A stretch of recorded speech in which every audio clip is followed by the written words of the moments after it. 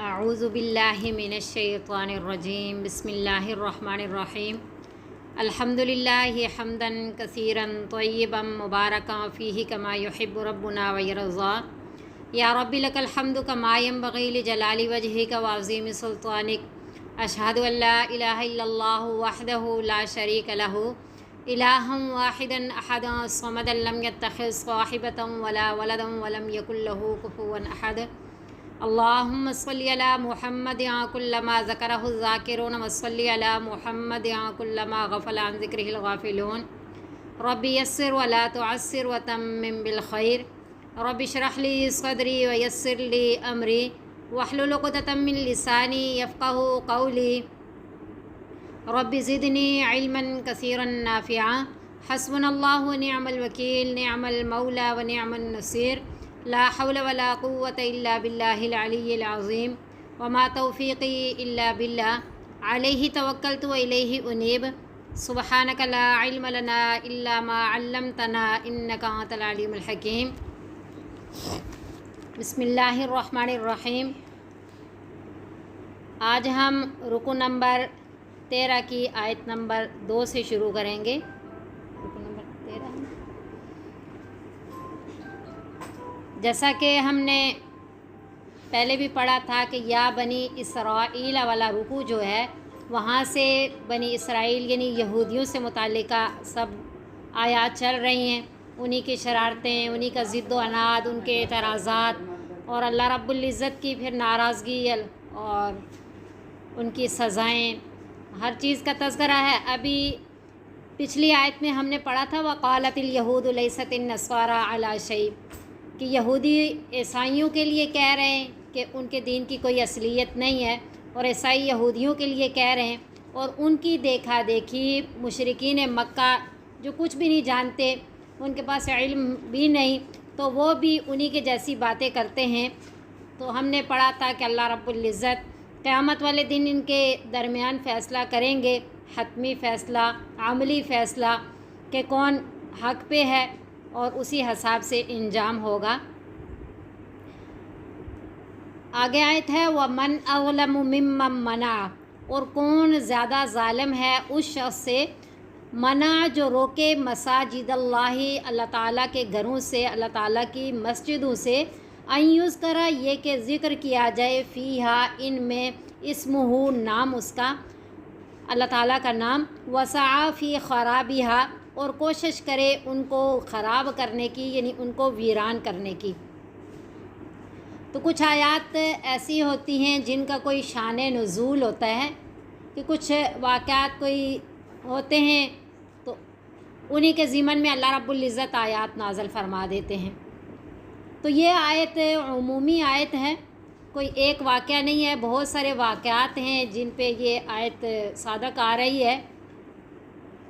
ایک واقعہ تو یہ ہے کہ جب تحویل قبلہ کا واقعہ پیش آیا تو اس وقت یہ یہودی جو ہے بہت ساری ایسی باتیں کرتے تھے کہ آپ کا دین سچا نہیں ہے، قرآن سچی کتاب نہیں ہے، نبی صلی اللہ علیہ وسلم سچے نبی نہیں ہیں، یہ کیا کہ کبھی آپ ادھر منہ کر کے نماز پڑھ رہے ہیں، کبھی ایک قبلہ ہے تو کبھی دوسرا قبلہ ہے۔ تو اس طرح جو نئے مسلمان تھے ان کے دلوں میں بہت سارے شکوک و شبہات آ جاتے، تو ان کے اسلام سے پھر جانے کا خدشہ تھا، تو ان کے لیے یہ آیت نازل ہوئی۔ نازل تو خیر عمومی آیت ہے، بہت سارے واقعات پہ یہ صادق آ سکتی ہے جو اس طرح کے واقعات ہوں کہ ظاہری بات ہے جو یہودی ایسی باتیں کر کے نئے مسلمان جو ہیں ان کے دلوں میں شکوک و شبہات پیدا کرتے ہیں، تو یہی ہوگا پھر ترک صلاح، نماز چھوڑ دیں گے، رسالت کا انکار کر دیں گے۔ تو گویا کہ ان کے دلوں میں شکوک و شبہات پیدا کرنا اللہ تعالیٰ کی مساجد سے روکنا ہے۔ ظاہری بات ہے ان کے دلوں میں شکوک و شبہات آئیں گے تو وہ رسالت کا بھی انکار کریں گے، مرتد ہو جائیں گے اور پھر نماز بھی چھوڑ بیٹھیں گے، تو ان کا یہ عمل گویا کہ اللہ تعالیٰ کی مساجد سے روکنا ہے۔ دوسرا واقعہ کہ جب یہ یہودیوں نے حضرت یحییٰ علیہ السلام کو قتل کر ڈالا تو جو روم کے سلاطین تھے انہوں نے عراق کے ایک مجوسی بادشاہ کے ساتھ مل کر کے تو پھر بیت المقدس پہ بھی حملہ کیا، یہودیوں کو قتل کیا، اور پھر کافی بیت المقدس کی بے ادبی گستاخی کی، اور تورات کے نسخے جلا دیے، خنزیر اور گندگی نجاست بیت المقدس میں ڈال دی۔ اور جو انصار تھے، کیونکہ جنہوں نے ایسا کیا وہ یہودی بھی نہیں تھے، عیسائی بھی نہیں تھے، لیکن یہ ہے کہ وہ یہ جو نصارہ تھے، عیسائی تھے، ان کے سلاطین تھے، ان کے اسلاف تھے یہ نہیں۔ تو یہ بھی انکار انہوں نے اس لیے نہیں کیا، انہوں نے برا نہیں جانا یہ عیسائیوں نے، کیونکہ ان کی یہودیوں سے دشمنی تھی۔ تو اللہ رب العزت ان عیسائیوں سے ناراضگی کا اظہار کر رہے ہیں کہ دیکھیں انہوں نے کتنا برا کام کیا کہ بیت المقدس کی اتنی بے حرمتی کی، اور آپ لوگ برا بھی نہیں جان رہے اور آپ لوگ خاموش رہے۔ تو وہ عیسائی اس لیے خاموش تھے کہ یہ یہودیوں سے انہوں نے انتقام لیا، تو زیادہ اچھی بات ہے، یہودی ہمارے بھی دشمن ہیں، لیکن ساتھ ساتھ بیت المقدس کی بھی بے حرمتی کی گئی، تو اس لیے اللہ رب العزت نے ان سے ناراضگی کا اظہار کیا۔ تو اس طرح کے بہت سے واقعات ہیں۔ ایک واقعہ یہ بھی ہے کہ نبی صلی اللہ علیہ وسلم نے فتح مکہ سے پہلے جو ہے بیت اللہ کی طرف عمرے کی غرض سے تشریف لے کر کے گئے صحابہ کرام رضوان اللہ علیہم اجمعین کے ساتھ۔ تو اس وقت مشرکین مکہ نے عمرہ نہیں کرنے دیا تھا اور روک دیا تھا، تو یہ وہ روکنا بھی مراد ہے۔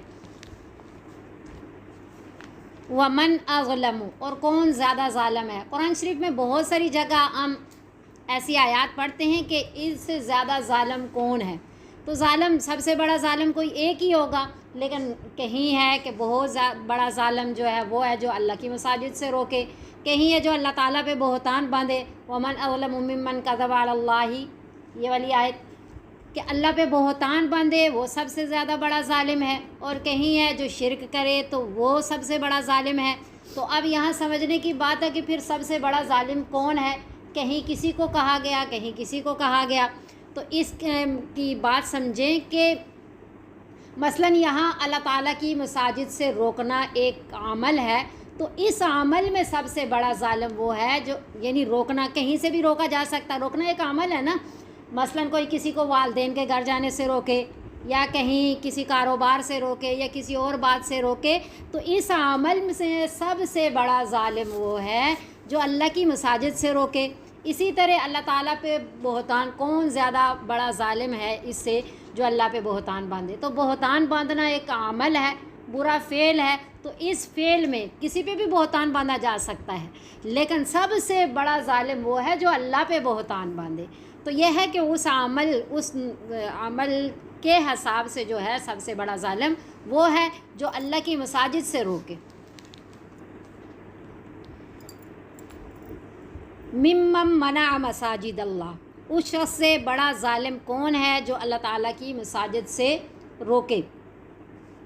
اب روکنے میں بہت ساری باتیں، ان ساری باتوں کو مفسرین حضرات نے اس آیت کے ضمن میں شامل کیا ہے کہ یہ روکنے کے معنی میں آتا ہے۔ ایک تو روکنا ہے کہ کوئی، جیسے یہ واقعات ہم نے سنے کہ اللہ رب العزت کی مساجد سے روکا جائے۔ ایک روکنا یہ ہے کہ کسی حساب سے مثلاً کوئی نماز پڑھ رہا ہے اور یا تسبیح پڑھ رہا ہے، تو وہاں اونچی آواز سے تلاوت کرنا جس سے دوسرے کی نماز کے اندر خلل پیدا آئے، وہ بھی روکنے کے ضمن میں آتا ہے۔ اسی طرح شور شرابہ کرنا کہ کسی کی نماز میں خلل آئے، کسی کی تلاوت میں خلل آئے، یا مسجد کے اندر ہی ایک بندہ نماز پڑھ رہا ہے اور دوسرا کسی چندہ جمع کر رہا ہے یا اعلان کر رہا ہے، تو یہ ساری صورتیں جس سے نماز کے اندر یا تسبیح میں، عبادات میں خلل پیدا ہو، وہ روکنے کے معنی میں آتا ہے۔ اور مساجد اللہ، اب یہاں 3 واقعات ہم نے پڑھے، ایک واقعہ بیت المقدس سے متعلق ہے، ایک مسجد نبوی سے متعلق ہے، اور ایک مسجد حرام سے متعلق ہے۔ لیکن اللہ رب العزت نے بیت المقدس یا مسجد حرام یا مسجد نبوی نہیں فرمایا، بلکہ مساجد اللہ فرما کر کے عمومی حکم دے دیا کہ مسجدیں ساری ہی اللہ کا گھر ہیں، اور ساری ہی محترم ہیں، اور ساری ہی عظمت والی ہیں، ان کا احترام ضروری ہے۔ لیکن 3 مسجدیں جو ہیں ان کی عظمت اور بزرگی زیادہ بڑھی ہوئی ہے، جیسے مسجد حرام، وہاں نماز پڑھنے کا ثواب 1,00,000 نماز کے برابر ہے۔ اسی طرح مسجد نبوی، اس میں بھی نماز جو ہے ایک نماز کا 50,000 نمازوں کے برابر ثواب ہے. اسی طرح بیت المقدس میں بھی ایک نماز پڑھنے کا ثواب 50 نماز کے برابر ہے. اور یہی تینوں مساجد جو ہیں ان کی طرف سفر کرنا بھی باعث برکت ہے اور سفر کرنے سے ثواب ملتا ہے. باقی یوں مساجد کی طرف سفر کرنے سے حدیث مبارکہ میں نبی صلی اللہ علیہ وسلم نے منع فرمایا ہے.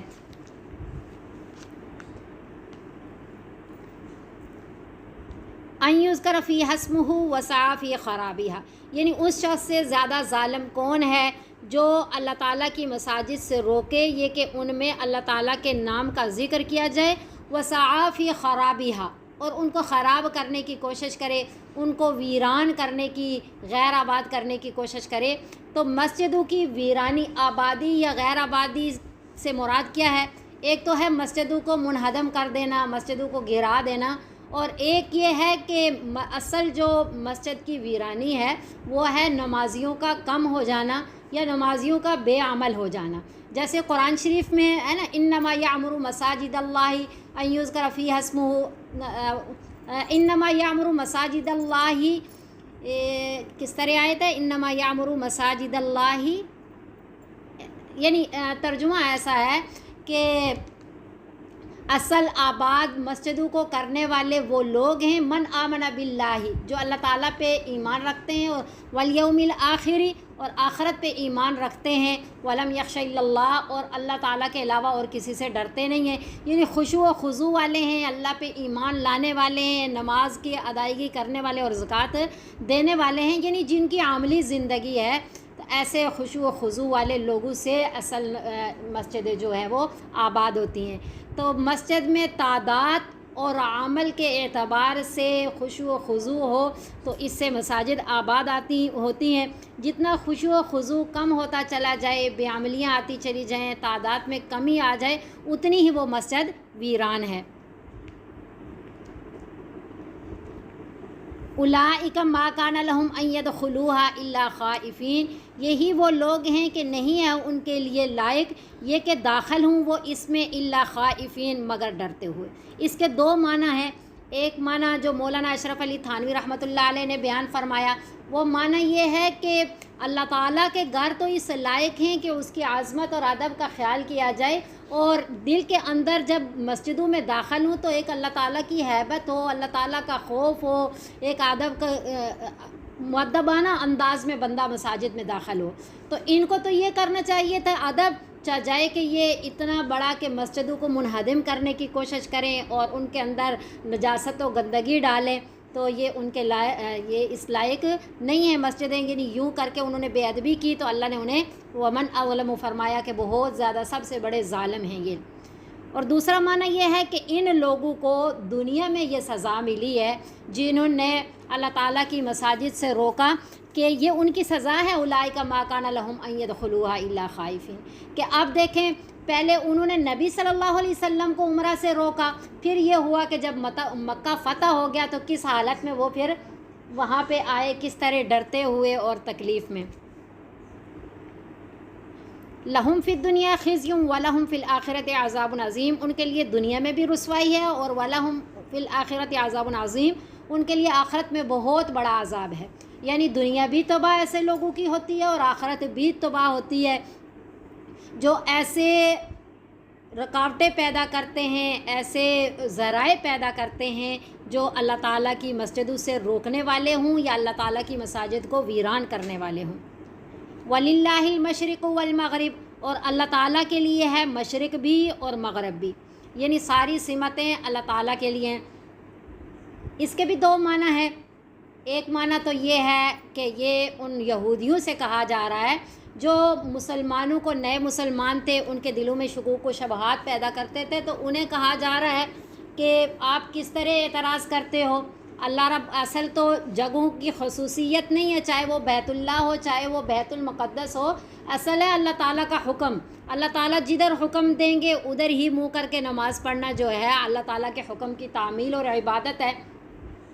جہتیں تو ساری اللہ تعالیٰ کی ہیں، اللہ تعالیٰ کی مرضی. جب کائنات ساری اللہ نے پیدا کی تو مرضی بھی اللہ تعالیٰ کی ہے کہ جدھر کو لوگوں کو کہہ دیں کہ ادھر منہ کر کے نماز پڑھنا ہے، تو یہودیوں سے کہا جا رہا ہے کہ یہ آپ کا کوئی اعتراض ٹھیک اعتراض نہیں ہے۔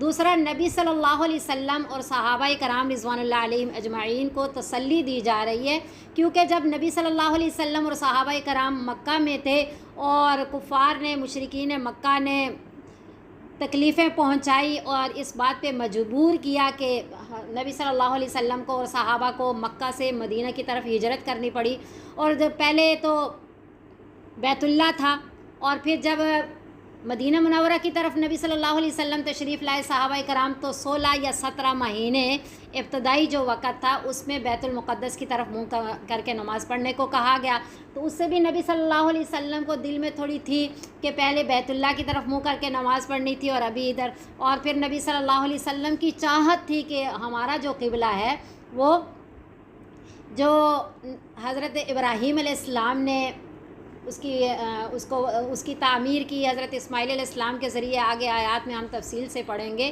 تو نبی صلی اللہ علیہ وسلم کی یہ چاہ تھی، قد نرى تقلب وجهك في السماء، اللہ تعالیٰ جو بار بار آپ چہرہ اوپر کرتے ہیں کہ حضرت جبرائیل علیہ السلام اس کے بارے میں کوئی پیغام لے کر کے آئیں گے، تو اللہ رب العزت نے پھر تحویل قبلہ کا حکم دے دیا نبی صلی اللہ علیہ وسلم کی چاہ کے مطابق۔ تو نبی صلی اللہ علیہ وسلم اور صحابہ کو تسلی دی جا رہی ہے کہ چاہے بیت اللہ کی طرف آپ منہ کر کے نماز پڑھیں یا بیت المقدس کی طرف منہ کر کے پڑھیں، ان جگہوں کی خصوصیت نہیں ہے، اصل خصوصیت اللہ تعالیٰ کے حکم کی تعمیل ہے، جو کہ آپ کر رہے ہیں، اس لیے آپ پریشان نہ ہوں۔ فَأَيْنَمَا تُوَلُّوا فَثَمَّ وَجْهُ اللَّهِ، پس جہاں کہیں پھیرو گے اپنے رخ کو، پس ادھر ہی، وہاں ہی رخ ہے اللہ تعالیٰ کا، یعنی اللہ تعالیٰ کی ذات ادھر بھی موجود ہے۔ ان اللہ واسع علیم، بے شک اللہ تعالیٰ وسعت والے ہیں، یعنی ساری جہتوں کو محیط کیے ہوئے ہیں، کوئی جگہ ایسی نہیں ہے جہاں اللہ رب العزت موجود نہ ہوں، اور علیم، جاننے والے بھی ہیں کہ ساری جگہوں کی طرف اللہ تعالیٰ موجود ہیں اور اللہ تعالیٰ حکم دے سکتے ہیں، اور کدھر حکم دینا بہتر ہے وہ اللہ تعالیٰ کو معلوم ہے۔ تو اللہ رب العزت نے پھر بیت المقدس کے بعد بیت اللہ کا حکم دے دیا، کیونکہ علیم، جاننے والے ہیں، اللہ حکمت والے ہیں، اللہ تعالیٰ کو بہت بہتر پتہ ہے کہ کدھر رخ کر کے نماز پڑھنی چاہیے۔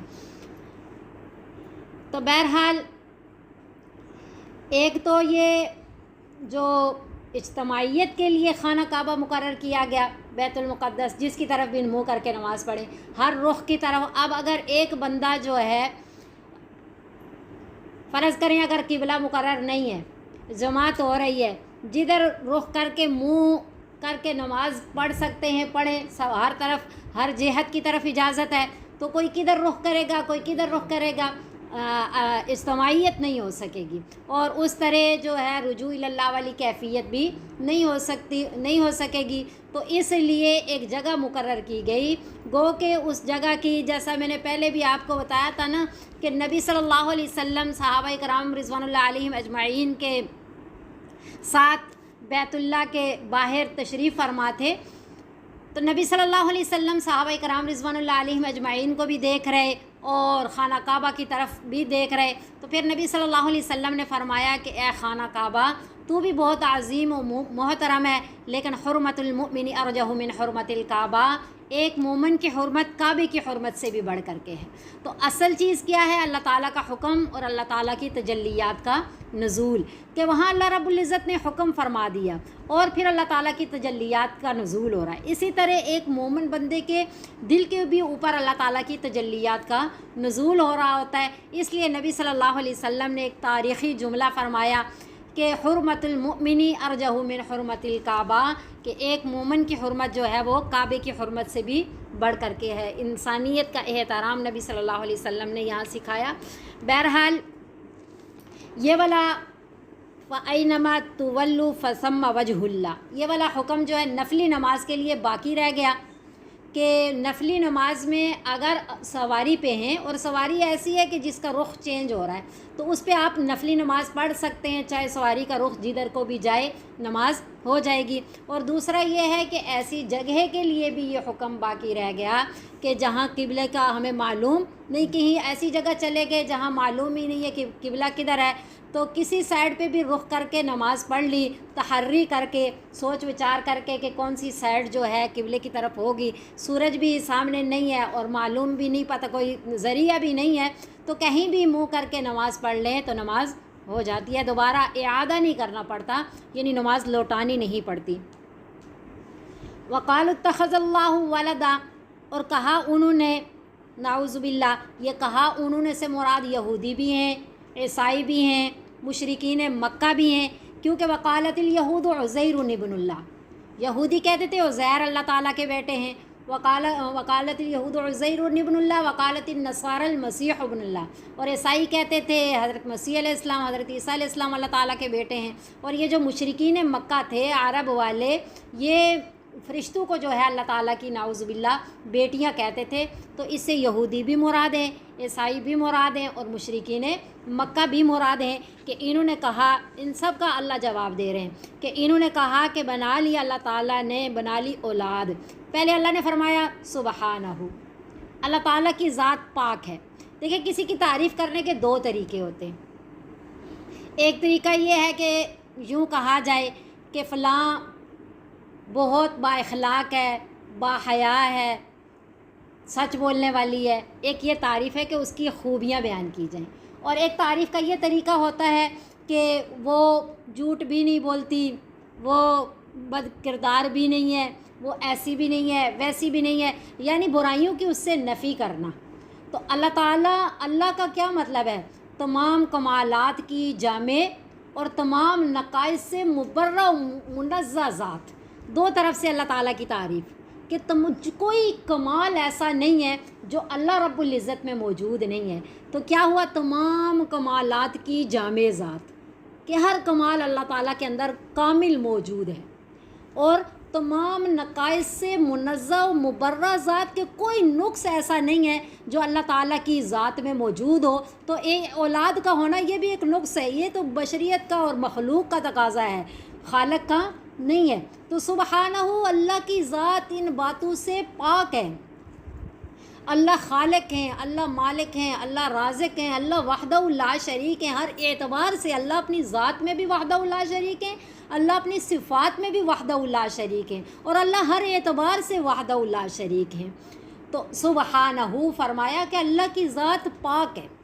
اب سبحان ربی العظیم میں رکوع میں ہم پڑھتے ہیں، کیوں پڑھتے ہیں؟ کہ اللہ جھکنے سے پاک ہے، اور پھر ہم جب سجدے میں جاتے ہیں تو سبحان ربی الاعلیٰ کہتے ہیں کہ اللہ اس سے تو بالکل ہی پاک ہے۔ تھوڑا جھکے تو سبحان ربی العظیم، زیادہ جھکے تو سبحان ربی الاعلیٰ، کہ اللہ ان باتوں سے پاک ہیں، یہ تو بشریت کا تقاضا ہے۔ پھر فرمایا بل لہو، چار طریقوں سے اللہ نے بات، قربان جائیں، اللہ کی شان دیکھیں۔ پہلے اللہ نے فرمایا کہ میرے لیے اولاد ٹھہرا رہے ہو، بل اولاد ہو تو دو طریقے ہو سکتے ہیں نا، یا ہم جنس ہو یا غیر جنس ہو۔ اگر غیر جنس ہے تو وہ تو دنیا میں بھی معیوب سمجھا جاتا ہے کہ نسل اور ہے تو اولاد اور طرح پیدا ہو جائے، نعوذ باللہ، تو یہ تو دنیا میں بھی ایک عیب سمجھا جاتا ہے، معیوب بات ہے۔ اور ہم جنس ہونا تو اللہ رب العزت کے لیے جو جو صفات لازم ہیں ان میں کمی آنا، اللہ کی ذات میں نقص آ جانا ہے، تو وہ کسی اور میں ہو ہی نہیں سکتی، تو گویا کہ کوئی بھی اللہ تعالیٰ کا ہم جنس ہو ہی نہیں سکتا۔ پھر اللہ نے فرمایا بل لہو، اللہ نے اولاد نہیں بنائی بلکہ لہو، اسی کے لیے ہے ما فی السماوات والارض، جو کچھ آسمانوں میں ہے اور زمین میں ہے، یعنی سب کا سب کیا ہے؟ اللہ تعالیٰ کا مملوک ہے، اللہ مالک ہیں، باقی ہر چیز کیا ہے؟ مملوک ہے نا۔ تو مملوک، پھر اگر ساری کائنات اللہ نے بنائی ہے، اللہ کی ملکیت میں ہے، تو پھر اللہ تعالیٰ کو اولاد بنانے کی ضرورت ہے بھی نہیں، اللہ وحدہ لا شریک ہے، ساری کائنات اسی کی ہے۔ اور صرف مملوک نہیں، کل اللہ قانتون، سب کے سب اسی کے لیے کانے تابع دار۔ تو گویا کہ مملوک بھی اور پھر تابع دار بھی، اور پھر بدیع السماوات والارض، اللہ وہ ذات ہے جس نے بدیع کہتے ہیں نئے سرے سے. دنیا میں بھی کتنے مصنوعات تیار ہوتی ہیں لیکن اس کے لیے مٹیریل بھی لانا پڑتا ہے, اس کے لیے نقشہ بھی لانا پڑتا ہے. تو بدیع کسے کہتے ہیں؟ بدیع کہتے ہیں کہ نہ مٹیریل لایا گیا اور نہ ہی نقشہ تھا. یوں ہی اللہ رب العزت نے نئے سرے سے بدیع السماوات والارض زمین و آسمان کو پیدا کیا. اور پیدا بھی کس شان سے کیا؟ دنیا میں کوئی چیز بھی تیار کی جائے کیا لایا جاتا ہے؟ مٹیریل. پتہ نہیں میں لفظ بھی ٹھیک بول رہی ہوں یا نہیں ٹھیک بول رہی. دوسرا یہ ہے کہ اس کے لیے کیا ہوتا ہے؟ نقشہ. اور تیسرا پھر یہ ہوتا ہے کہ اس کو تیار کرنے والوں کو بلایا جاتا ہے, وہ مستری ہیں, مزدور ہیں. تو اللہ کیا ہے؟ اللہ وَإِذَا قَضَى أَمْرًا, اور جب فیصلہ کرتا ہے کسی بھی کام کا تو فَإِنَّمَا يَقُولُ, بس کہتا ہے اس کے لیے لہو, کہتا ہے اس کے لیے کن ہو جا, فیکون, پس وہ ہو جاتا ہے. تو اللہ نے شان بیان کی بل لہو ما فی, پہلی بات سبحانہ, ایسا ہو ہی نہیں سکتا, اللہ ان چیزوں سے ہی پاک ہے. پھر اگر سمجھنا چاہتے ہو تو پھر اندازہ خود ہی لگا لو کہ بل لہو ما فی السماوات والارض, اللہ ساری کائنات اللہ کی مملوک ہے. اور پھر کل لہو قانتون, سارے ہی اسی کے تابع دار ہیں. بدیع السماوات والارض, بغیر نمونے کے نئے سرے سے بنانے والا ہے آسمانوں کو اور زمینوں کو. وَإِذَا قَضَى أَمْرًا, اور جب کہتا ہے کسی کام کے لیے, جب فیصلہ کرتا ہے کسی کام کا تو فَإِنَّمَا يَقُولُ لَهُ كُن فَيَكُونُ, پس کہتا ہے اس کے لیے کن ہو جا تو فیکون ہو جاتا ہے. اللہ اکبر کبیرہ. وقال الذین, اور کہا ان لوگوں نے, لا يعلمون, جو نہیں جانتے. اب ایک ہیں یہودی, انہیں بھی اہل علم کہا جاتا ہے. اللہ رب العزت نے قرآن شریف میں پھر بھی ان کو وہ کہا کہ یا اہل الکتاب, اے کتاب والے, کیونکہ اللہ نے انہیں تورات و انجیل عطا فرمائی ہے, یعنی یہودیوں عیسائیوں کو. اور تیسرے تھے مشرکین مکہ. تین ہی تھے نا نبی صلی اللہ علیہ وسلم اور صحابہ کو تکلیفیں پہنچانے والے اور اعتراضات کرنے والے. ایک یہودی تھے, ایک عیسائی تھے اور ایک مشرکین مکہ. مکہ کے اندر مشرکین مکہ تھے اور مدینہ میں عیسائی و یہودی تھے. تو ان میں جو مشرکین مکہ تھے نا, امیین, ان پڑھ, انہیں کچھ بھی پتہ ہی نہیں. وہ یہود و نصارہ کو بھی اہل علم کہہ کے نا ان سے باتیں جا کر کے پوچھا کرتے تھے, پھر بھی انہیں اچھا جانتے تھے. لیکن نبی صلی اللہ علیہ وسلم اور صحابہ کرام رضوان اللہ علیہم اجمعین کے ساتھ خاندان بھی وہی, لیکن مخالفتیں تھیں اور اعتراضات پہ اعتراضات کرتے تھے. پاس علم کچھ بھی نہیں تھا, ککھ بھی نہیں تھا. یعنی کیا تھا؟ خیالات فاسدہ, آباء و اجداد کی رسومات, اور انہی کے بل بوتے پہ اعتراضات. وقال الذین, اور کہا ان لوگوں نے, لا یعلمون, جو نہیں جانتے. اللہ ان کا نام کیسے لے رہے ہیں؟ لا یعلمون, انہیں پتہ ہی نہیں ہے, انہیں پتہ ہی نہیں ہے. پھر بھی کہتے ہیں لولا یکلمنا اللہ, کیوں نہیں کلام کرتا ہم سے اللہ تعالیٰ, او تأتینا, یا آئے ہمارے پاس آیتن, کوئی نشانی. یعنی یا تو اللہ ہمیں خود بتائے, ہم سے کلام کرے. یعنی ہم ایک تو کلام اللہ کس سے کرتا ہے؟ فرشتوں سے, تو ہم فرشتہ بن جائیں. یا پھر اللہ فرشتوں کے ذریعے کلام کرتا ہے تو وہ نبی بن جائیں. تو ہم سے کیوں نہیں کلام کر رہا؟ اللہ کلام کرے گا تو یا فرشتہ بنیں گے, یا کلام کریں گے تو نبی بن جائیں گے. جیسے میں پہلے معلوم نہیں کہنا چاہیے ٹھیک بات ہے یا نہیں. دیکھیں صحابی, ابھی مجھے ذہن میں بات آئی تو میں کہہ رہی ہوں کہ صحابی کی تعریف کیا ہے کہ جس نے ایمان کی حالت میں نبی صلی اللہ علیہ وسلم کی زیارت کی, نبی صلی اللہ علیہ وسلم کو دیکھا, اس کو کیا کہتے ہیں؟ صحابی. اب بہتوں نے, منافقوں نے بھی نبی صلی اللہ علیہ وسلم کو دیکھا, ابو جہل نے, ابو لہب نے نبی صلی اللہ علیہ وسلم کو دیکھا, لیکن صحابی نہیں بنے کیونکہ ایمان نہیں تھا. اب ہمارے میں ایمان ہے لیکن ہم نے نبی صلی اللہ علیہ وسلم کو نہیں دیکھا, اس لیے ہم صحابی نہیں بن سکتے. دونوں چیزیں پوری ہونا, دونوں شرطیں وہ لازم ہیں کہ ایمان کی حالت میں بھی ہو اور زیارت بھی ہو. آج جب ہم کہتے ہیں کہ ہم مومن ہیں اور ہمیں نبی صلی اللہ علیہ وسلم کی کھلی آنکھوں زیارت بھی ہوئی ہے, تو پھر ایسا نہیں ہے کہ ہم یوں کہہ رہے ہیں کہ ہم کوئی صحابی بن گئے. تو اس لیے ایسا کہنا ٹھیک نہیں ہے. अच्छा, औ तातीना आया, या कोई हमारे पास निशानी आए जिससे हमें पता चले कि वाकई नबी सल्लल्लाहु अलैहि वसल्लम अल्लाह के नबी हैं और कुरान सच्ची किताब है। तो पहली बात तो बिल्कुल, एक होता है ना कोई बात कहे, तो कुछ चीज़ें ऐसी होती हैं जो बिल्कुल अज़हर मिन शम्स, सूरज की तरह रोशन होती हैं, अगले को ना समझ आए, अब वो कहे कि मुझे नहीं लगता ये सूरज है, हाँ, तो उसको बंदा क्या जवाब देगा? उसे कहेगा कि इसका अपना दिमाग काम नहीं कर रहा, इसके साथ वक़्त का ज़िया है, क्योंकि सूरज तो सामने नज़र आ रहा है और सारी दुनिया उसको सूरज कहती है, और ये कह रहा है कि मुझे लगता है कि ये सूरज नहीं है। तो जो ऐसी बातें होती हैं ना, कुरान ने उसका जवाब ही नहीं दिया कि ये फजूल है, इनके मुहम्मल बातें हैं, इनका जवाब देने की कोई ज़रूरत नहीं है। तो जो अल्लाह हमसे कलाम क्यों नहीं करते, इसका जवाब ही अल्लाह ने नहीं दिया कि अल्लाह क्या कलाम करे आपसे। दूसरी कि अल्लाह कोई निशानी ऐसी दे दे हमें जिससे पता चले ये पैगंबर हैं और ये किताब है। अल्लाह फिर आगे उनकी बात फरमा करके आखिर में फिर इसका जवाब दे रहे हैं। कज़ालिका, पहले तो उनकी बेवकूफ़ी बयान कर रहे हैं कि पहली बात है ला यालमून, ये जानते ही नहीं है फिर भी एतराज़ कर रहे हैं। फिर दूसरी बात कि ये एतराज़ क्यों कर रहे हैं, तो अक्सर हम भी ऐसा करते हैं ना, हम क्या करते हैं कि हम अपने दिमाग से नहीं सोचते। ये जो आजकल रसूमात में हम पढ़े हुए हैं ना, हिंदुआना रसूमात में, अपने जहन से नहीं, जो हमारे बड़े ये कर रहे थे, फ़लाँ इस तरह कर रहे थे इसलिए हम भी ऐसे करेंगे। तो अक्सर गलतियाँ हम दूसरे की इत्तबा में करते हैं, खुद बज़ाते खुद शायद हम उसको ठीक ना भी जान रहे हों, लेकिन फिर कर गुज़रते हैं। इसी तरह अल्लाह फरमा रहे हैं कि पहली बात है ये जानते ही नहीं है फिर भी एतराज़ कर रहे हैं।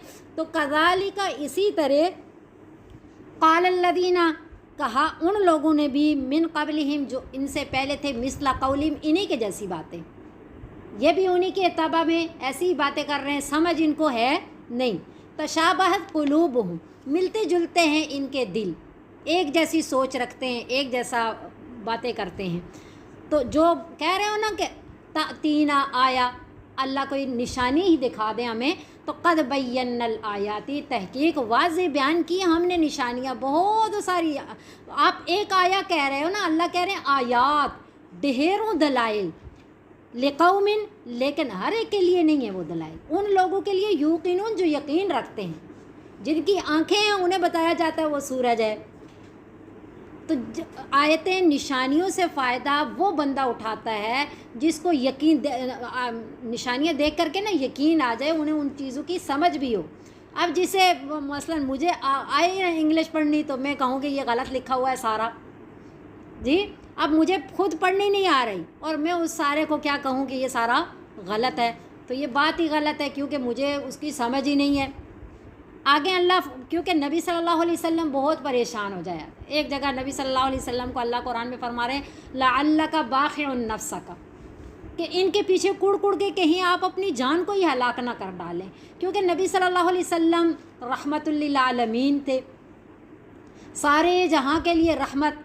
आप सल्लल्लाहु अलैहि वसल्लम की कोशिश थी कि किसी तरह, अल्लाह ने मुझे कहा या अय्युहर रसूल बल्लिग मा उनज़िला इलैका मिन रब्बिक, ए रसूल पहुँचा दीजिए जो कुछ भी मैंने आप पे नाज़िल किया मिनवान, व इन लम तफ़अल फ़मा बल्लग़ता रिसालता, अगर ज़रा सी भी आपने कमी कर दी ना तो आपने तबलीग के हक़ की अदायगी नहीं की। तो नबी सल्लल्लाहु अलैहि वसल्लम बहुत परेशान होते थे कि मैं क्या करूं, मैं कौन सा तरीक़ा इख्तियार करूं तो ये लोग मोमन बन जाए, हर बंदा मोमन बन जाए, जहन्नुम से बच जाए, जन्नत में चला जाए। जैसा कि आज भी देखा है ना, तबलीगी जमात वाले पूरी उम्मत के लिए वो कर रहे होते हैं, खैरखाई रख रहे होते हैं, दुआएं कर रहे होते हैं, कोशिश कर रहे होते हैं, सफ़र कर रहे होते हैं।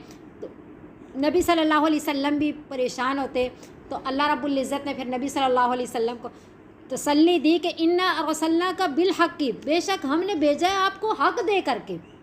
कोई माने ना माने, जिसने आपको नबी मबऊस फरमाया है वो आपको क्या कह रहा है कि मैंने आपको सच्ची किताब दे करके और सच्चा नबी बना करके भेजा है, आप परेशान ना हों, लेकिन ड्यूटी किया है आपकी बशीरा व नज़ीरा, जो अच्छी सीधी राह पे चलेगा उसको खुशखबरियाँ देने वाले हैं, और जो उल्टी राह पे चलेगा उसको जहन्नुम से डराने वाले हैं। ये आपकी ड्यूटी है, मंज़िल मक़सूद तक पहुँचा देना आपका ज़िम्मा नहीं है। वला तुसअलू अन अस्हाबिल जहीम, और नहीं सवाल किया जाएगा आपसे जहन्नुम में रहने वालों के बारे में कि ये क्यों जहन्नुम में चले गए, मैंने आपको भेजा था तो ये बंदा मुसलमान کیوں نہیں ہوا؟ یہ سوالات آپ سے نہیں ہوں گے۔ تو یہاں مبلغین دین جو ہیں ان کو بھی تسلی دی جا رہی ہے گویا کہ اصل میں جو دین کا پیغام پہنچاتا ہے اس کے ذمے ہیں پہنچا دینا۔ اس سورہ کون سی ہے؟ سورہ غاشیہ میں کیا ہے کہ ہم نے آپ کو ان پہ داروغہ بمسیطر، داروغہ نہیں بنا کر کے بھیجا، آپ کے ذمے پہنچا دینا ہے۔ تو نبی صلی اللہ علیہ وسلم نے ان تھک کوشش کی۔ کوشش تو لازم ہے، لیکن یہ کڑن رکھنا جس سے خود کو ہلاک کر ڈالیں کہ لازمی سارے مسلمان ہوں، ایسا نہیں ہو سکتا۔ پھر اللہ رب العزت ان یہودیوں کے بارے میں نبی صلی اللہ علیہ وسلم کو کھول کر کے بتا رہے ہیں کہ ان سے امید نہ رکھیے گا۔ اور یہ آیت دیکھ لیں، آج ہمیں بھی اس بات پہ یقین کر لینا چاہیے کہ یہ مصنوعات کی صورت میں یا جس رنگ میں بھی یہ کفار ہمیں اپنی وہ رنگینیاں دکھا رہے ہیں کہ ہم آپ کے ساتھ مخلص ہیں، یہ چیز ہے، اس میں یہ فائدہ ہے، فلاں فائدہ ہے، ہو ہی نہیں سکتا کہ ان سے کوئی نفع پہنچے۔ ان کو اللہ رب العزت قرآن شریف میں ان کے لیے فرما رہے ہیں کہ یا ایھا الذین آمنوا لا تتخذوا عدوی وعدوکم اولیاء، اے ایمان والو تم میرے اور اپنے دشمنوں کو کبھی بھی دوست نہ بنانا۔ یہ میرے بھی دشمن ہیں اور آپ کے بھی دشمن ہیں، اللہ کو بھی نہیں مانتے اور آپ لوگوں کو بھی ہدایت کی راہ پہ چلنے نہیں دیتے۔ نبی صلی اللہ علیہ وسلم کو اللہ کہہ رہے ہیں کہ ولن ترضیٰ، یہ یاد رکھنا کہ ہرگز نہیں راضی ہوں گے ان کا آپ سے الیہودہ یہودی، الیہود یہودی، یہ یہودی ولن نصارہ اور عیسائی کبھی بھی آپ سے راضی نہیں ہو سکتے۔ کب تک نہیں راضی ہوں گے؟ حتی تتبع ملتہم، یہاں تک کہ آپ ان کے مذہب کی اتباع کرنا شروع کر دیں۔ جب تک آپ ان کے مذہب کی اتباع نہیں کریں گے تب تک یہ اپنی شرارتیں نہیں چھوڑیں گے، تب تک یہ آپ سے راضی نہیں ہوں گے۔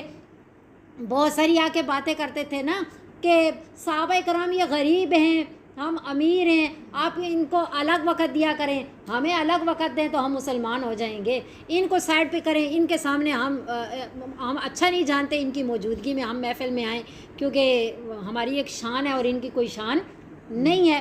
اللہ نے سورہ کہف کے اندر اتنے سخت الفاظ میں کہ آپ جو ہے نا کبھی بھی ان کو ان سے الگ کر کے نہیں، ان کی شان ہے ایمان والوں کی، آپ انہی کے ساتھ اپنے آپ کو جوڑے رکھیے۔ تو بہرحال ہرگز نہیں راضی ہوں گے آپ سے یہودی اور عیسائی یہاں تک کہ آپ ان کے مذہب کی پیروی کرنا شروع کر دیں۔ قل، آپ ان سے بس صاف الفاظ میں کہہ دیجئے نبی صلی اللہ علیہ وسلم کہ ان ھدی اللہ ھو الھدی، بے شک ہدایت اللہ تعالیٰ کی ھو الھدی، وہی اصل ہدایت ہے، کہ جو راستہ اللہ رب العزت نے بتایا وہی سچا سچا راستہ ہے، اور دلائل سے وہ راستہ یہی نبی صلی اللہ علیہ وسلم اور قرآن والا راستہ ہے۔ اس راستے پہ چلیں گے تو گویا کہ صراط مستقیم اللہ والے راستے پہ چل رہے ہیں، اس سے ہٹ کے سارے راستے جھوٹے راستے ہیں۔ تو آپ کھول کر کے انہیں بتا دیجئے کہ آپ کا راستہ ٹھیک راستہ نہیں ہے۔ ان ھدی اللہ ھو الھدی ولئن اتبعت اہواءہم، اور اے نبی صلی اللہ علیہ وسلم اگر آپ پیروی کریں گے ان کی خواہشات کی، پہلی بات ہے خواہشات کی پیروی کرنا ہی غلط ہے، اور ڈبل غلطی کیا ہوگی؟ بعد الذی، بعد اس کے کہ جاءک من العلم، جب آپ کے پاس علم بھی آ چکا، آپ کو اللہ تعالیٰ نے کھول کھول کر کے سب کچھ بتا دیا، تو اگر علم ہونے کے باوجود آپ ان کی اتباع کریں گے تو ما لک من اللہ من ولی ولا نصیر، یاد رکھیے کہ نہیں ہے پھر آپ کے لیے اللہ تعالیٰ کے علاوہ کوئی بھی یار اور نہ کوئی مددگار، نہ کوئی دوست ہے اور نہ ہی کوئی مددگار ہوگا۔ تو یہ ہے کہ پہلی بات یہ ہے کہ نبی صلی اللہ علیہ وسلم ان کی اتباع کر ہی نہیں سکتے، اور پھر جب اتباع کر ہی نہیں سکتے تو یہودی راضی ہو ہی نہیں سکتے۔ اور نبی صلی اللہ علیہ وسلم کیوں نہیں اتباع کر سکتے کہ پورے قرآن شریف میں اللہ رب العزت نے نبی صلی اللہ علیہ وسلم کیا، صحابہ کے لیے بھی رضی اللہ عنہم ورضوا عنہ کا ٹکٹ دے دیا کہ ان سے ایسی غلطیاں نہیں ہوں گی۔ تو نبی صلی اللہ علیہ وسلم تو معصوم نبی، جگہ جگہ اللہ رب العزت نے بشارتیں دی ہیں، حدیث میں نبی صلی اللہ علیہ وسلم نے خود بشارتیں اپنی شانیں بیان کی ہیں۔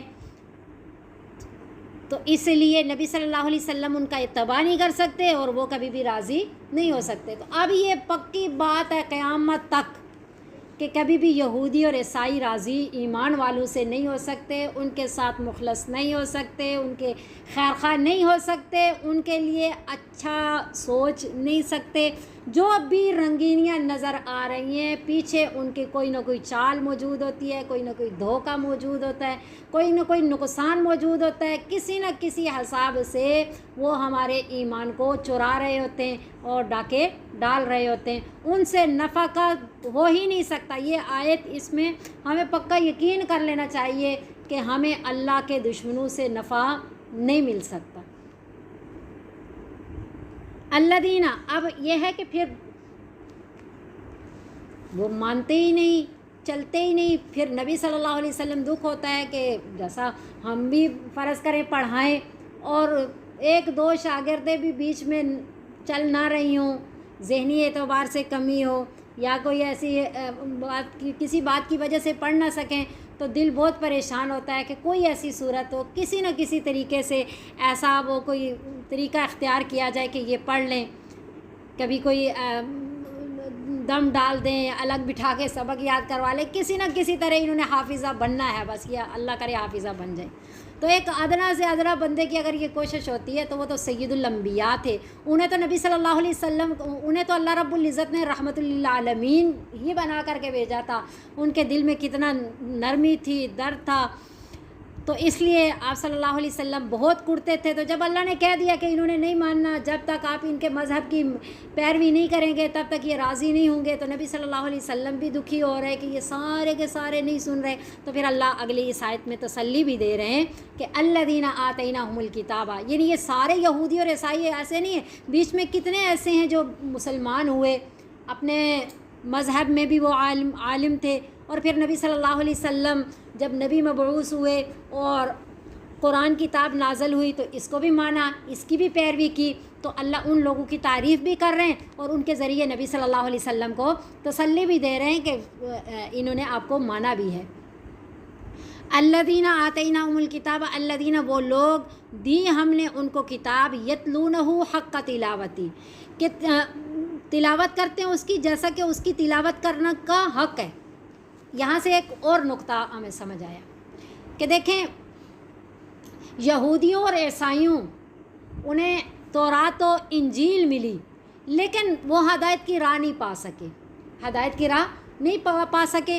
نبی صلی اللہ علیہ وسلم کے ساتھ دشمنیاں اور صحابہ کے ساتھ دشمنیاں کرتے رہے، چالیں کرتے رہے، اور معلوم ہونے کے باوجود کہ یہ سچے نبی ہیں، معلوم ہونے کے باوجود کہ یہ سچا قرآن ہے، لیکن اتباع نہیں کر سکے، اس راہ کی طرف آ ہی نہیں سکے.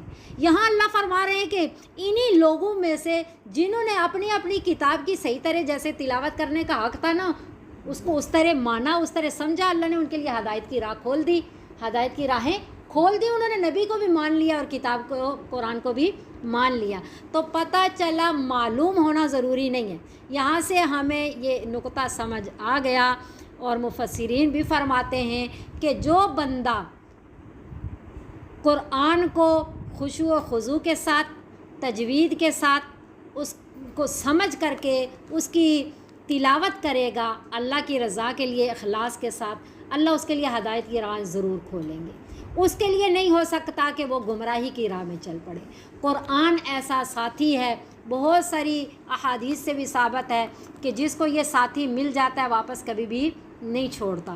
قرآن کے بارے میں یہ ہے نا، نبی صلی اللہ علیہ وسلم نے فرمایا کہ ہر امت کی کوئی نہ کوئی فخر کرنے کی چیز ہوتی ہے.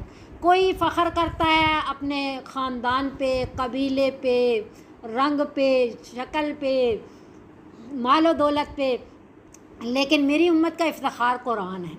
قرآن والے فخر کر سکتے ہیں کہ اللہ رب العزت نے ہمیں قرآن دیا، یہ سب سے بڑی دولت ہے. پھر نبی صلی اللہ علیہ وسلم نے فرمایا خیرکم من تعلم القرآن وعلمہ، تم میں سے بہترین وہ ہے جو قرآن سیکھے اور لوگوں کو سکھائے. سب سے اونچا عہدہ، سب سے نبی صلی اللہ علیہ وسلم کی مبارک زبان سے ملی ہوئی بشارت ہے کہ خیرکم من تعلم القرآن وعلمہ، تم میں سے بہترین وہ ہے جو قرآن سیکھے اور لوگوں کو سکھائے. پھر حدیث مبارکہ میں آتا ہے جس کا مفہوم یہ ہے کہ میدان حشر میں قرآن ایسا سفارشی ہوگا، جھگڑالو سفارشی کہا گیا، کہ ایسی سفارش کرے گا کہ نہ کوئی فرشتہ کر سکتا ہے نہ کوئی نبی کر سکتا ہے ایسی. بالکل حدیث کے الفاظ یہی ہیں کہ جھگڑالو سفارشی ہے، جس کے لیے سفارش کرے گا جب تک اللہ اس کی سفارش کو قبول نہیں کریں گے تب تک سفارش کرتا ہی رہے گا. خاموش تب ہوگا جب اس بندے کو جنت میں داخل کروا لے گا. تو ہم نے قرآن کے ساتھ جوڑ پیدا کرنا ہے، قرآن کو اپنی ساری زندگی کا سہارا بنانا ہے، اور دعائیں کرنی اللہ تعالیٰ سے کہ اے اللہ آخری سانس تک اس قرآن کے نور سے ہمارے سینوں کو منور فرما دے، اس کو ہماری زبانوں پہ جاری و ساری فرما دے، اس کے احکامات ہمارے جسموں پہ لاگو فرما دیجئے. دیکھیں ان یہودیوں اور عیسائیوں نے بھی جنہوں نے اپنی کتاب کا، ایک ہوتی ہے تلاوت، یہاں حق کا تلاوت ہی، اس کی تلاوت کا حق ادا کیا. ایک ہے سادی ہم تلاوت کر لیں، قرآن کو تجوید سے بھی نہ پڑھیں، اس کے مفہوم کو بھی نہ سمجھیں، دل کے اندر وہ اخلاص اور خوف خدا بھی نہ رکھیں، تو پھر وہ اس کی تلاوت کے حق کی ادائیگی نہیں ہے. اور اگر ہم ایسا کر گئے تو یقین کریں، یہ یقینی بات ہے کہ یہ قرآن جب تک ہمیں جنت میں نہیں داخل کرے گا تب تک ہمیں چھوڑے گا نہیں. اولئک یؤمنون بھی، وہی لوگ ایمان لاتے ہیں اس پر، ومن یکفر بہ، اور جو کوئی انکار کرے اس کا، فاولئک هم الخاسرون، پس وہی لوگ خسارے میں ہیں. اب 2 آیتیں مزید ان بنی اسرائیل کی رہ گئی ہیں، وہ بھی پڑھ لیتے ہیں، اور پھر آگے جو ہے حضرت ابراہیم علیہ السلام کا قصہ ہے تفصیلی، تو پھر اگلا جو ہے سارا سبق اکٹھا پڑھ لیں گے انشاءاللہ. یا بنی اسرائیل، اب ہم پہلے پارے میں دیکھ رہے ہیں 3 رکوع ہیں، یا بنی اسرائیل، یا بنی اسرائیل، اور پھر پورا درمیان میں ان کے واقعات کو بیان کر کے آخر میں پھر بھی یا بنی اسرائیل. جیسا آپ نے دیکھا ہے نا کہ کوئی بیان بھی کرتا ہے نا تو اپنا شروع میں جو بھی بیان کرنا ہے تمہیدی اس کے لیے باتیں بیان، مثلا تکبر کے بارے میں کوئی بیان کر رہا ہے تو تکبر بہت بری خصلت ہے، شروع میں اجمالی طور پہ بیان کریں، پھر واقعات سنائے جاتے ہیں ڈھیروں تفصیل کے. دیکھیں اس لحاظ سے بھی تکبر بری بات ہے، اللہ سے بندہ دور ہو جاتا ہے. یہ تکبر جو ہے الکبریاء ردائی، اللہ نے فرمایا تکبر تو میری چادر ہے، جو یعنی جو اس کو چھیننے کی کوشش کرے گا میں اس کو تباہ و برباد کر دوں گا. تو اس کی ساری تفصیلات بیان کرنے کے بعد آخر میں پھر کہا جاتا ہے کہ دیکھیں تکبر بہت بری بات ہے. تو پھر اس طرح یہ ہوتا ہے نا کہ سمجھنے میں بھی آسانی ہوتی ہے. اب کلیات جو ہیں ان کو یاد رکھنا آسان ہوتا ہے، تفصیل یاد اس طرح نہیں رکھی جاتی. تو اس طرح اللہ نے پہلے رکوع میں ان بنی اسرائیل کا اجمال بیان کیا، پھر دوسرے رکوع میں یا بنی اسرائیل کہہ کے ان سارے رکوعات میں ان کی تفصیلی واقعات بیان کیے، ان کے اعتراضات، ان کی ضد و عناد، ہر چیز کو اللہ رب العزت نے بیان فرمایا. اور آخر میں پھر ایک تتمے کے طور پہ، شروع میں تمہید کے طور پہ اور آخر میں جیسے کسی چیز کا خلاصہ آخر میں پھر بیان کر دیا جاتا ہے، اس طرح گویا کہ اللہ رب العزت پھر ان کو خطاب فرما رہے ہیں.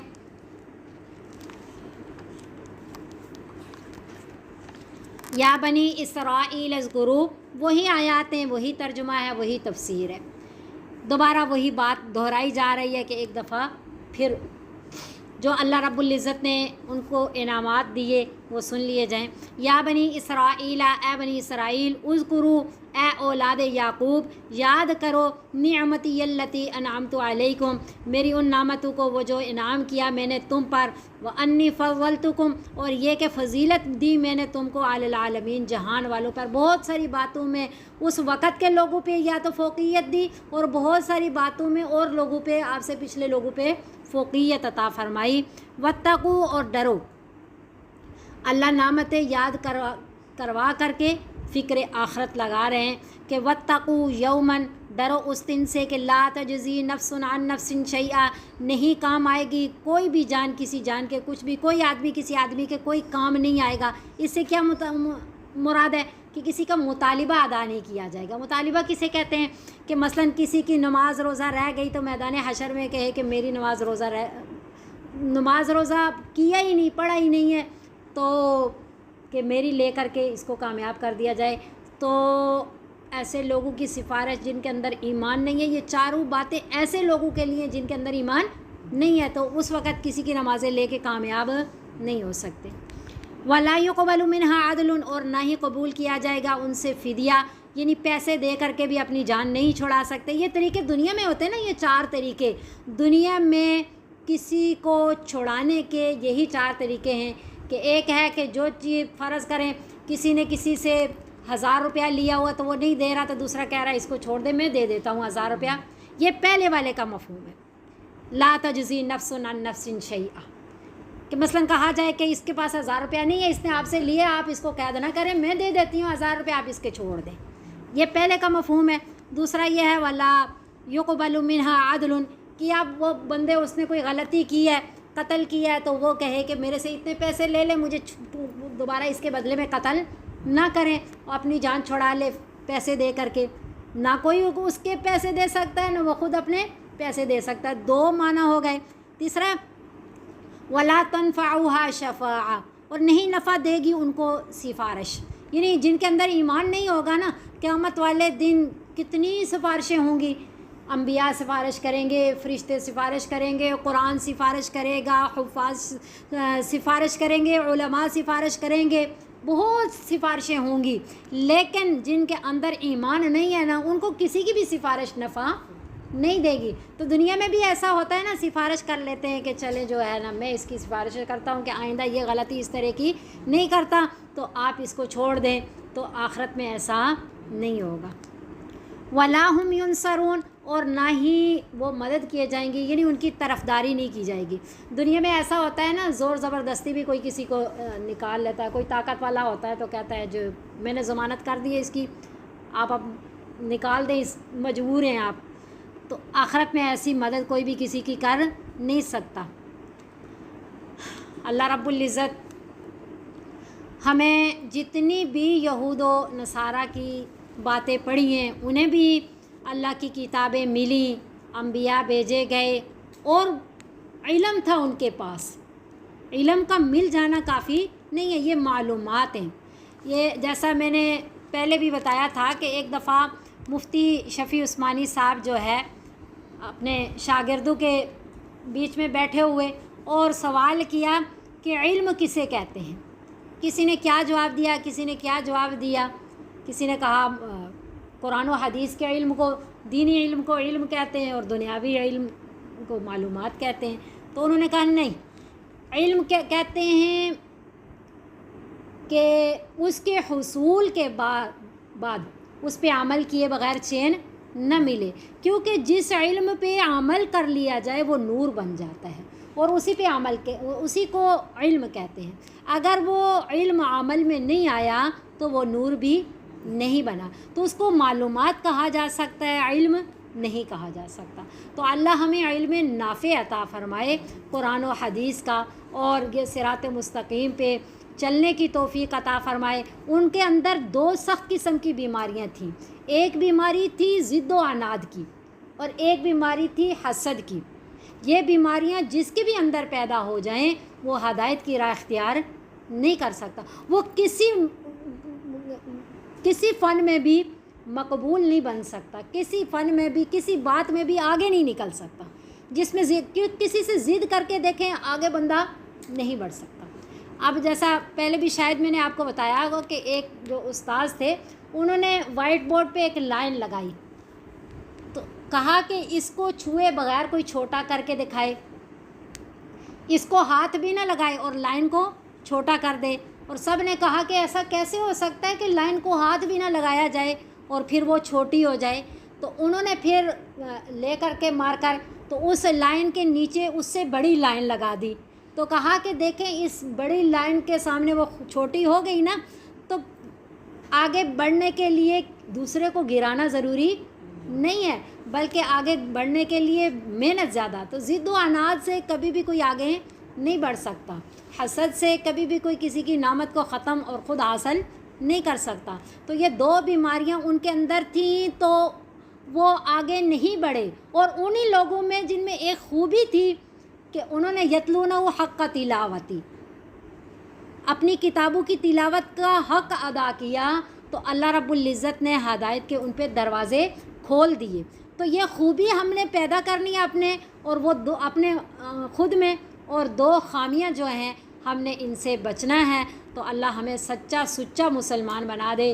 نبی صلی اللہ علیہ وسلم کی سنتوں بری زندگی اور قرآن کی اتباع اللہ ہمیں محفوظ فرما دے کہ میدان حشر میں یہ نہ کہنا پڑے کہ یا لیتنا اطعنا اللہ و اطعنا الرسول، کہ اے کاش کہ ہم دنیا میں اللہ اور اس کے رسول کی اطاعت کر لیتے. اس سے پہلے اللہ ہمیں صراط مستقیم پہ استقامت کے ساتھ چلائے.